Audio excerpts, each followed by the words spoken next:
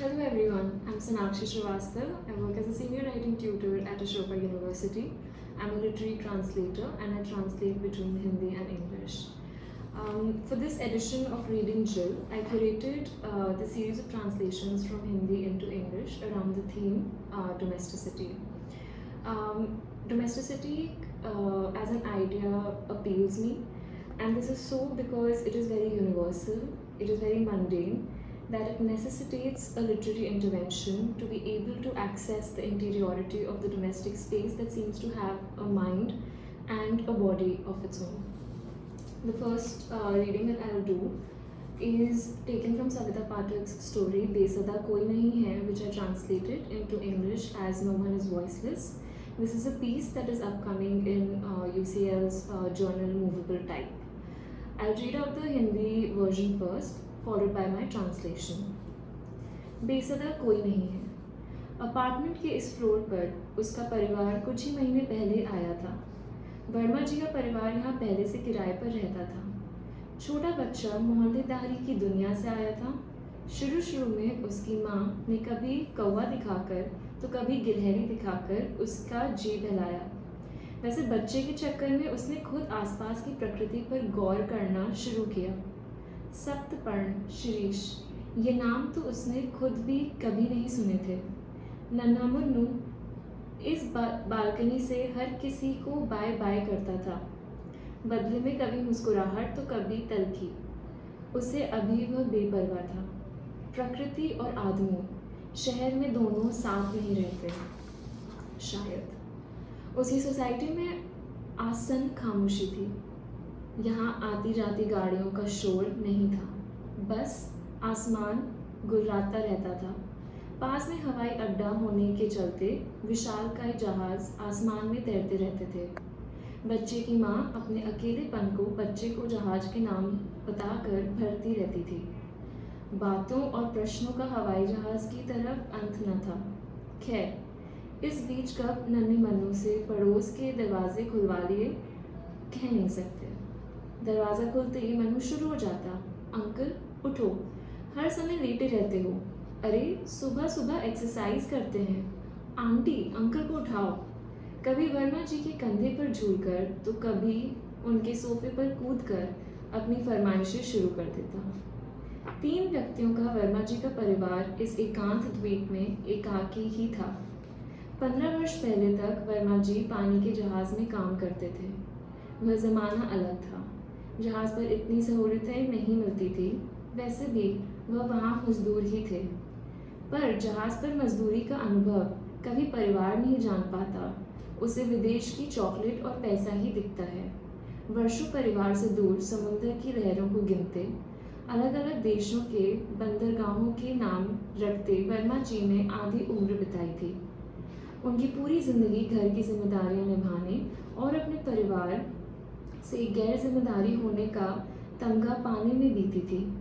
छुट्टियों में वापस आने पर पत्नी से प्यार कम, झगड़े में ज़्यादा वक्त बीतता। अकेलापन और दिमाग में बैठा वहम दोनों ही झगड़े की जड़ थे। शरीर की ताकत कम हुई तो जहाज़ पर काम भी मिलना बंद हो गया। उसके बाद उन्होंने कई काम आजमाए, लेकिन सफलता हाथ नहीं लगी। पानी पर तो उन्हें ज़िंदगी का जहाज़ खींचना आ गया था, लेकिन ज़मीन पर उनकी गाड़ी खींचने में वह थक गए। कभी कभी गुस्सा भुसभुसा कर चिड़चिड़ाहट का रूप ले लेता है। यह चिड़चिड़ाहट इतनी मारक होती है कि वह अपने आसपास सब कुछ झुलसा देती। माथे की शिकन छूत की बीमारी की तरह होती है। यह बीमारी पूरे घर में फैलती थी। हाइपरटेंशन की वजह से 5 साल पहले वर्मा जी की आंखों की रोशनी चली गई। यह बीमारी यूं तो यहाँ की हवा में भी थी। चीखने चिल्लाने की आवाज़ें, फिर खामोशी। सामने के फ्लोर से भी सुबह 4 बजे से एक तीखी सी चीख सुनाई देने लगी। तुम्हारी समझ में कुछ नहीं आता, बोलो। क्यों नहीं आता, बोलो। His family had arrived on this particular floor of this particular apartment only a few months ago. The Verma family had been tenants here for a while. The little kid had arrived from the world of Mohalladari.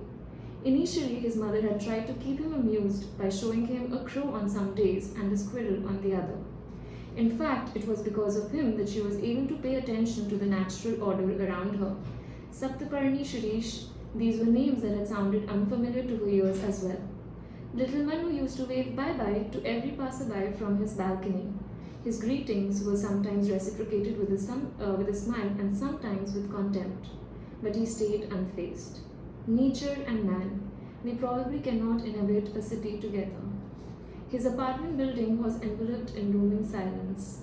Here there was no hullabaloo of the frequenting vehicles, only the rumble of the sky.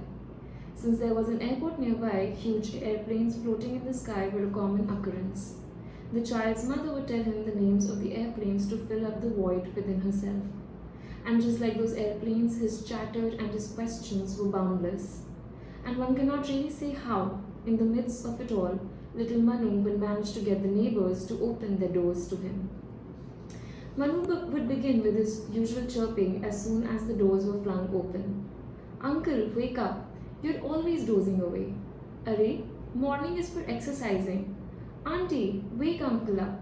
And then he would begin with his catalogue of requests, sometimes by swinging from Vermaji's shoulders or jumping on his sofa.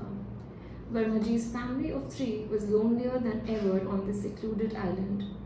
Vermaji used to work on a ship until 15 years ago. That was a different era. A lot of facilities were not available on board, and he was just a laborer anyway. But how would any family know the trouble and toil of working on a ship? They only see the promise of chocolates and money of foreign lands. Away from his family for years, Vermaji measured out his life, counting the tides, memorizing the names of the harbors of various countries. His entire life was exhausted by shouldering the responsibility of his own and in earning the badge of estrangement from his family. During holidays, his time at home was spent more in contention against his wife rather than contending for her affection. Loneliness and deep-seated misunderstandings were at the roots of their discontent. As the body wore down, so did the chance of getting work on the ship. He tried his hands at other menial jobs but found no ready success. He knew how to keep afloat the ship of life on the water, but it was here, with the force of life on land, that wearied him. Anger occasionally tempers to assume the form of irritation. This irritation is so deadly that it often chars everything in its vicinity. A furrowed forehead is like a contagious disease, and like any contagious disease, it spreads through the house. Vermaji had lost the sight of his eyes due to hypertension, and anyway, this disease was also in the air here. Streams of screams, and then a sea of silence. A sharp scream from across the floor would pierce through the air right from 4 in the morning. You do not seem to understand anything. Tell me. Why can't you? Tell me.